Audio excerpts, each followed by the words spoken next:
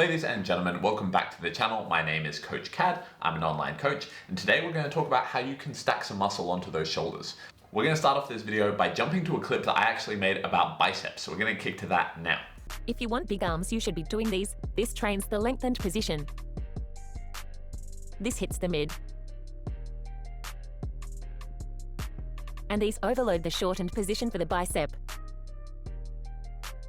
Now that video actually popped off. I made that as a short and a TikTok, and they actually both went really well. So clearly you guys like that kind of short form content, right? But today I want to go through a little bit of a deeper dive on it, and we're actually going to do that by first learning why the lengthened and shortened positions of the muscle are important. We're going to kick to that here.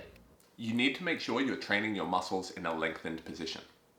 A study came out recently showing that if you train the hamstring in a lengthened position versus a shortened position, you get significantly more growth out of the lengthened position.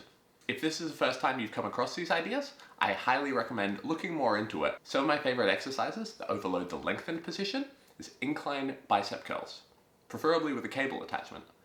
Overhead tricep extensions are a really good one, again with the cable. Dumbbell lat pullovers work, but personally, again, I prefer the cable variation. Romanian deadlifts and seated hamstring curls are really good, potentially better than laying or prone hamstring curls. And exercises like dumbbell power flies or extended range of motion push-ups are really good for that too. Right, so now that we've got those videos out of the way, hopefully you've got a little bit of context about why this is important. Not all exercises are created equal, and which position you overload, the shortened position, the lengthened position, the mid position, is actually an important thing to know when you're choosing your exercises. There's actually some interesting studies around stretching in the end position, and that can actually produce some pretty impressive results in untrained populations. So if you've never trained in the gym before, you may not actually have to lift the weight to get a good result. You may actually just have to hold the weight in a stretched position, in that incline curl position for the bicep, in order to get actually some kind of result. That's kind of crazy if you think about it. However, as you get more and more advanced, you do probably need to consistently train through those lengthened positions in order to get a result.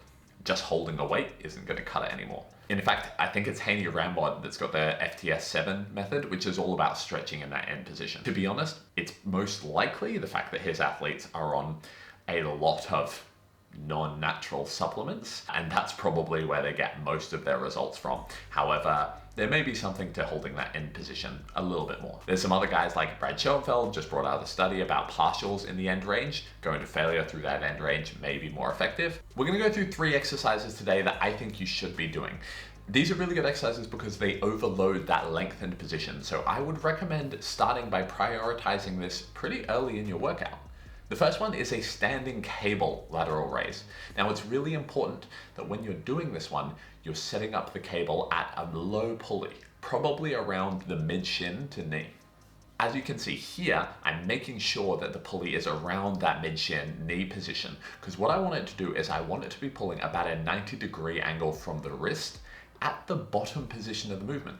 Now, normal standing dumbbell lateral raises are only hard at the top position of the movement, right? When you get that arm up close to or past 90 degrees, that's where things start to get a little bit hard. This actually overloads that bottom range where we've got a stretch and a lengthened delt fiber, these muscles of the shoulder wrapping down. For you guys that may not have heard these terms before, if I use delt, that's a deltoid muscle, that means your shoulder muscles, right? So you can see this exercise here is the hardest at that bottom position, therefore overloading the stretched position. Now with these lateral raises, you're going to want to make sure that you're aligning the shoulder for correct delt function. Now what that means is we're going to work through something called the scaption plane. Now this is a big topic, but what I want you to know is that a perfect lateral raise should not be done directly in line with the body. The arm will actually be slightly in front of the body. And that's basically in a really simple way because your rib cage is curved, it's round, okay? This perfect posture that we always get told of, shoulder blades pinned all the way back, chest up, isn't really something that we mimic in everyday life. You'll probably find that pulling your shoulder blades all the way back and then trying to do a lateral raise gets you really jammed up in the neck, and it's not very comfortable. Because our rib cage is a little bit rounded, having this kind of more relaxed position with the shoulder blades a little bit around the rib cage, when you come up from there with your arms, you will naturally feel better with the arms slightly in front of the body. Now that's a very simplified version of the Scaption plane, but I recommend doing some more research into it and also play around with that position. I've actually got some other videos on shoulders that cover this in a little bit more depth, or at least a little bit more practically. Now you can also do this while laying on a bench. You can see here an incline lateral raise is also another really good variation. Now what's interesting about these is you're actually quite weak when you're in that stretched position. There's a lot of tension on the muscle and the actual muscle fibers aren't in a very good position to create force. You're strongest in the mid position of any movement, so the fully shortened or the fully lengthened positions are actually not going to be where you're the strongest. Now for this incline lateral raise, the angle of the bench matters. So I personally like kind of a 35 or even a 45 degree angle, but keep in mind that the angle will change where the movement's hardest. The lower the angle of the bench, the more of a stretch there's going to be on those delt fibers when they're overloaded. Now, I'm not going to go ahead and say that one position is better than the other, but whatever you do, stick to one angle and progress on that. Then for your next phase, you can look at changing up the angle a little bit as a different stimulus. As long as you're consistent with it, you'll make some kind of adaptation, aka you'll probably put on some more muscle. That's just something to keep in mind, but it probably explains why most guys like standing bicep curls over any kind of other bicep curl variation. This trains the lengthened position. This hits the mid. Now an overhead press variation is probably worth including somewhere in your upper body day. This is because it hits your shoulder actually in a shortened position. When you're at the bottom here, or mid position rather, when you're at the bottom here, that at 90 degrees is where the shoulder is going to be under the most load.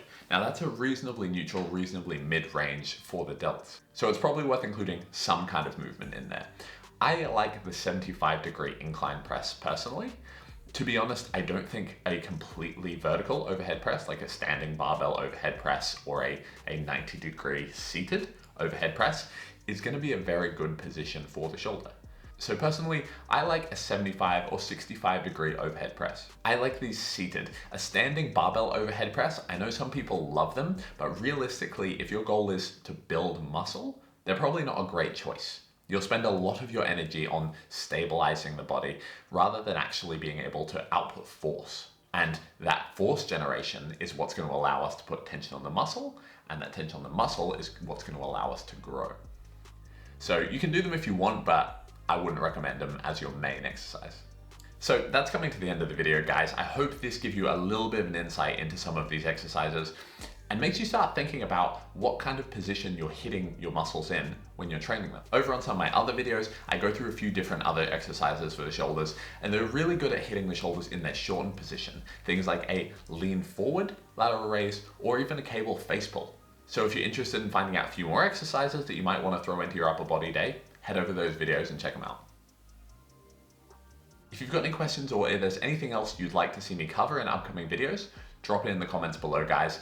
Please engage with this video any way you can. Drop it a like, give me a subscribe, whatever it is. It all massively helps me boost my little ranking within the algorithm. If you've decided that this year is the year that you really want to chase your goals and you're looking for a coach to work with, you can apply it through my website in the link below. But I've also got a free upper body guide to mass there. So check that out if you are looking to put on as much size as possible. As always, guys, I really appreciate your time. Hope you've gotten something away from this, and I'll see you next time.